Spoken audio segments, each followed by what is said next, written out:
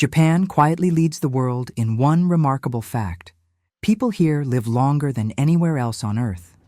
The average Japanese lifespan is almost 85 years, a number that still surprises scientists. Yet, what keeps them alive isn't a secret pill or perfect genes. It's something quieter, a pattern of life built from patience, attention, and balance. Everyday routines that look simple on the surface hold decades of wisdom underneath, and they repeat them not out of discipline, but out of peace. In Japan, growing old isn't a decline, it's a rhythm. There's no rush to fight time, only a graceful dance with it. The body slows, but the spirit stays awake. Researchers once thought genetics explained it all. But studies show environment and lifestyle account for more than 80% of Japanese longevity. It's not what they're born with, it's what they practice every single day. So today, we look beyond DNA, into the habits, philosophies, and gentle routines that give Japan the world's longest life expectancy, and why, perhaps, their greatest strength is how calmly they live. For decades, scientists believed Japan's long life expectancy came from genetics. But when Japanese families moved abroad, their lifespan often shortened within one generation. It became clear, what truly shapes longevity is not inherited, it's learned. Everyday behaviors, from how they walk to how they greet each other, shape both mind and body.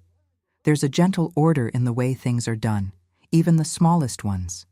It's a life designed for calm, not competition. The Japanese call it Teinei and Ma, the art of doing everything with care and presence. Whether pouring tea or folding a towel, each act becomes a small meditation. Teinei teaches that attention is health, because it slows the mind and centers the heart. In a world that rewards speed, they reward gentleness. Even daily chores are treated as quiet rituals that keep balance intact. This constant mindfulness reduces stress, one of the most silent killers in modern life.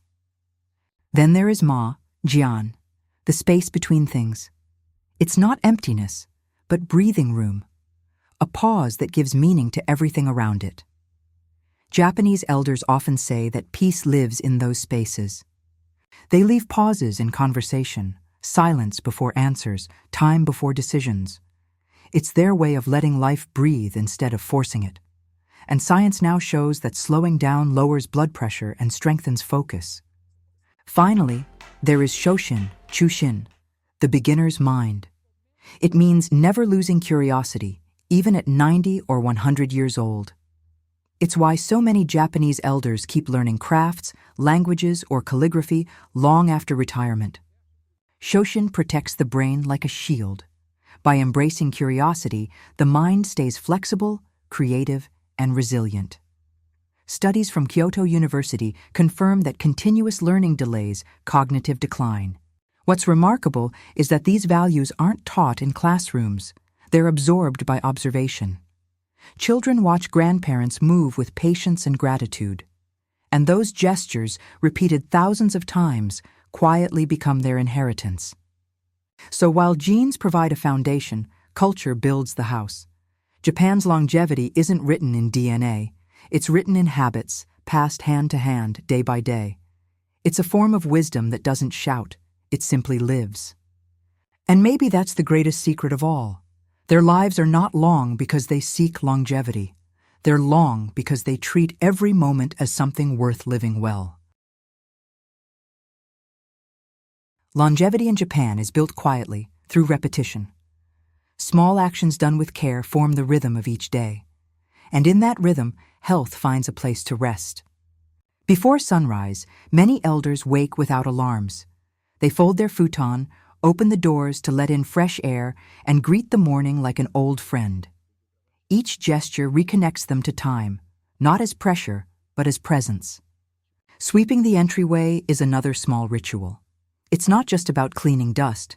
It's about preparing the mind for a new day. By caring for their space, they reset their spirit. They tend to small plants, water bonsai, or trim herbs in the garden. These actions train patience and consistency, muscles that never age. Each leaf cared for is a quiet heartbeat of discipline. When breakfast comes, it's slow and deliberate. Food isn't rushed or eaten in distraction. They take time to appreciate the colors and shapes before the first bite. After eating, they walk, not to burn calories, but to stay connected with the air, the streets, the people.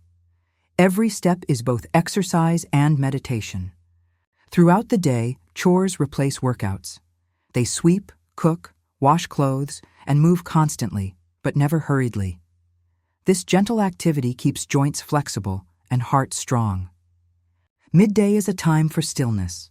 Many pause for tea or sit by the garden just to watch clouds drift. Rest isn't guilt, it's part of the rhythm. Evening brings closing rituals. Doors are locked softly, futons are laid again, and tomorrow is left to arrive in peace. Life doesn't end with the day, it renews with it. This harmony between movement and rest protects more than the body. It keeps the mind orderly and emotions balanced. When life itself follows a rhythm, there's no room for chaos to take root. Modern science now calls it active rest, but in Japan, it has no name. It's simply life lived with awareness. Awareness that every action, no matter how small, is a chance to stay alive in spirit. And perhaps that's why they live so long. Because their days aren't divided between work and rest, they flow. Longevity is not measured in years, but in attention. In Japan, food is not just nutrition, it's balance in visible form. Each meal reflects the season, the mood, and the person preparing it. It's harmony, served in small bowls. The foundation of Japanese eating is called Washoku, harmony of flavor, color, and nourishment. Every ingredient plays its part. Nothing dominates, nothing is wasted. It's a philosophy that values simplicity over excess. Fish rich in omega-3, fermented soy, and sea vegetables form quiet pillars of health. They reduce inflammation, support the gut, and keep the heart calm. It's not a diet. It's daily medicine disguised as tradition. Even rice, often seen as plain, is treated with respect. Cooked softly, it carries flavor from what surrounds it. It's the humble center of the meal, never the star. Meals are colorful, but never loud. A touch of red from miso, green from vegetables, and yellow from egg. Every color serves the body differently. It's nature's balance expressed on a plate.